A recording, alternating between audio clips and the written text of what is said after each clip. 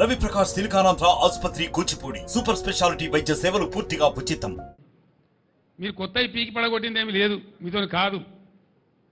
మీ ప్రభుత్వమే లత్కోర్ల ప్రభుత్వం ఉన్నది. అడ్డమైన మాటలు మాట్లాడి మీరు 1.8% ఓట్లు ఎక్కువ వచ్చి మీరు గెలిచినారు మాకంటే. మేమేం రౌట్ కాలే, ప్రధాన ప్రతిపక్షంగా ఉన్నాం. మాకు 37% ఓట్లు వచ్చినాయి, మీకు 38.9% ఓట్లు వచ్చినాయి అంతే. 38.8%. జస్ట్ 1.8% ఓట్లు మీకు వచ్చినాయి ఎక్కువ. ఎందువల్ల? మీ లత్కోరు వాగ్దానాల వల్ల, మీ ఉల్టా సీదా వాగ్దానాల వల్ల. మీ తులం బంగారాన్ని కొందరు మోసపోయినరు, 10 లక్షలకు బదులు 12 లక్షల దళిత బంధు కొందరు మోసపోయినరు, 2000లకు బదులు 4000 పెన్షన్ వస్తుందని కొందరు మోసపోయినరు. అంతే కదా? మీకు చూపిస్తారు మీ కథ ఏందో, మీ రామాయణం ఏందో.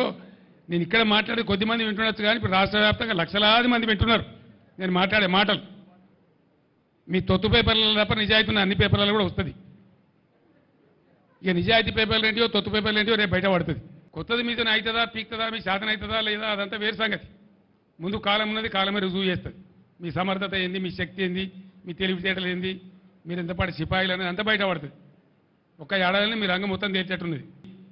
అంటే మీరు పక్కా చవటలు, దద్దమ్మలు, శాతగాని చవటలని అర్థమవుతా ఉంది. అంతే కదా? మీకు నడపడం చేత కాదు, తెలివి లేదు. అది చెప్పాలి, బాగా చెప్తా. మేము అసమర్థులం, తెలివి లేదు, మాకు నడపలేకపోతున్నాం, మాత్రం చేతనైతే లేదు. మళ్ళీ కేసీఆర్ చెప్పారుండే అంటారా? ముందే చెప్పారుండే కేసీఆర్ అంటారా? నిన్న మొన్న ఒక్క నక్క బయలుదేరింది, మొన్న సూర్యాపేటకు పోయింది, నిన్న కరీంనగర్ పోయింది.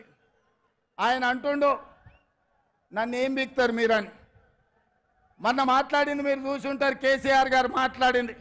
నా ఎంటిక కూడా బీకలేరని మాజీ ముఖ్యమంత్రిగా మాట్లాడిండు. ఇది మాజీ ముఖ్యమంత్రి మాట్లాడే భాషనేనా?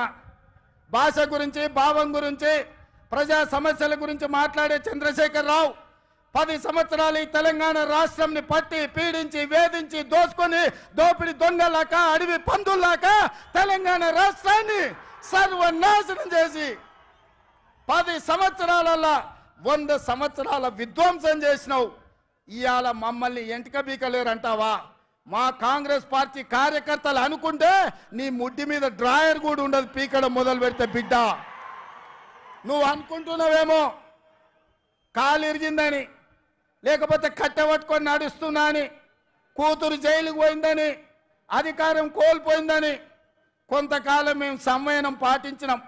ఏ మనిషికైనా కష్టం వచ్చినప్పుడు మేము మానవత్వంతో మీ గురించి మాట్లాడకుండా మర్యాద పూర్వకంగా వ్యవహరించినాం.